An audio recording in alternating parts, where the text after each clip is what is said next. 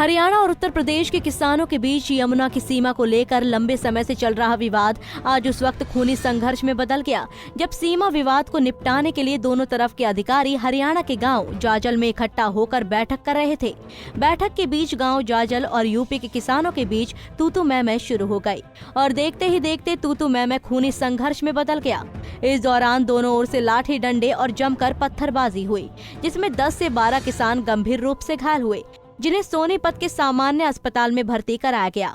भाई अपने जाजल की जमीन थी, अरे सारे जमींदार जा रहे थे, धरती बाल लाग रहे थे, पर ये यूपी के आदमी आए, लठ तलवार कट्टे सारे ले रहे थे। 200-250 आदमी थे, हमला बोल दिया, 2 ट्रैक्टर लेके घुस गए। पुलिस वाले भी थे, 5 पुलिस वाले के भी मारे और 10-12 आदमी आगे चोट लग रही है, 4-5 रेफर है। पुलिस प्रशासन के सामने ही हुआ जी? ये सारा पुलिस के सामने कार्रवाई हुई है सारी। ये जो आज पंचायत चल रही थी वो किस लिए चल रही थी? इसी विषय में चल रही थी, कई दिन से पंचायत चल रही थी। ये विवाद कब से है? ये विवाद काफी टाइम से, कई साल से चल रहा है। अब आपके जो हैं जाजल गांव के निवासी, उनको कितने को चोट लगी है? उनको कम से कम 10-12 लड़कों को चोट लग रही है। और पुलिस वालों को? पुलिस वाला के भी लग रहे हैं, ये तो पता नहीं किस किस के ऊपर लग रहे हैं उनके भी। रेफर भी हुआ जी कोई? हाँ, 4 जने रेफर है। रोहतक नाम पता है जिनके? हाँ, सूरजबान, रणधीर, यशपाल और देवेंद्र। और चोट किस किस को? बस और आगे भी है, पर एक प्रदीप है, सुंदर, परवेश, रवि, कई आगे चोट लग रही है। आपका नाम? इस खूनी झड़प में जहां गांव जाजल के किसानों को गंभीर चोटें आई हैं, वहीं गांव के किसानों के ट्रैक्टर भी इस झड़प में तोड़े गए हैं।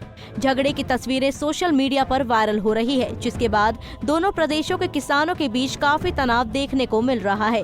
वारदात की सूचना मिलने के बाद भारी पुलिस बल को मौके पर तैनात किया गया है, जबकि वहीं राय से विधायक मोहनलाल बडोली ने झगड़े में घायल किसानों से मुलाकात की और पूरे घटनाक्रम को बारीकी से जाना।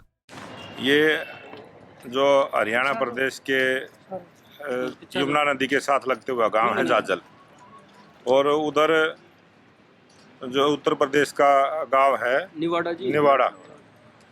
निवाड़ा गांव के कुछ आवारा तत्व जो हरियाणा प्रदेश की भूमि पर कब्जा करना चाहते हैं, खेतीबाड़ी करना चाहते हैं, वो जाजल गांव के किसान अपने खेत में काम कर रहे थे। 2 ट्रैक्टर थे और 10 लोग हमारे जाजल गांव के थे। उनको उन्होंने आके, वो बड़ी संख्या में थे, उन्होंने आके हमला किया। उनके पास सभी तरह के हथियार थे, फायरिंग भी उन्होंने की है और चोट भी ज़्यादा मारी है, इनकी हड्डियाँ टूटी हुई है।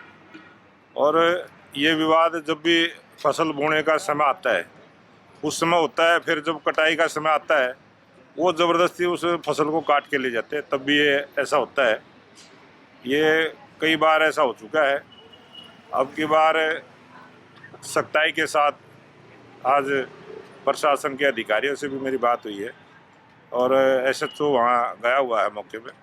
उधर इस पूरे मामले पर बागपत के SDM अमित कुमार से बात की गई तो उन्होंने बताया कि हरियाणा और उत्तर प्रदेश के किसानों के बीच में सीमा विवाद चल रहा है और आप इसी कड़ी में एक मीटिंग की जा रही थी। उन्होंने कहा कि इस पूरे मामले में कोर्ट के आदेशों का इंतजार किया जा रहा है, लेकिन अभी तक उन्हें किसी भी झगड़े की सूचना नहीं है। इन लोगों का इशू चल रहा था कि हरियाणा के एरिया में हमारे बागपत के जो किसान थे उनका, क्योंकि ये इशू दीक्षित वार्ड से संबंधित है, क्योंकि दीक्षित वार्ड में कुछ ज़मीनें हरियाणा की हमारे यहाँ आई, हमारे यहाँ की हरियाणा में आई। तो हमारे यहाँ के किसानों का कहना था कि इन लोगों की ज़मीन पे जो हमारे यहाँ से ज़मीन गई उन लोगों का नाम दर्ज नहीं हुआ। तो ये लोग माननीय उच्च न्यायालय में मुकदमा अभी दायर किए हैं हमारे यहाँ के किसान। तो उन लोगों के दोनों पक्षों के यहाँ मतलब पुलिस और प्रशासन से वार्ता करने के बाद हम लोगों ने उन लोगों से कहा कि आप लोगों को जो न्यायालय में है तो न्यायालय में जा करके जल्दी से जल्दी कोई आदेश लेके आए जिससे हम लोग आपको मदद करें। अच्छा सर, लगभग इनकी फसल भी नष्ट की गई है यूपी वालों ने? नहीं, ये मेरी जानकारी में नहीं है कि फसल नष्ट हुई है कि नहीं हुई है, लेकिन यह कि अगर राइट के संबंध में जहाँ तक इशू है तो माननीय कोर्ट से ही डिसाइड होगा, तो उसी आधार पर हम लोग कार्रवाई। बता दें कि गांव में जब अधिकारियों की मीटिंग चल रही थी, इस बीच गांव का एक किसान अपने खेतों की जुताई करने चला गया था।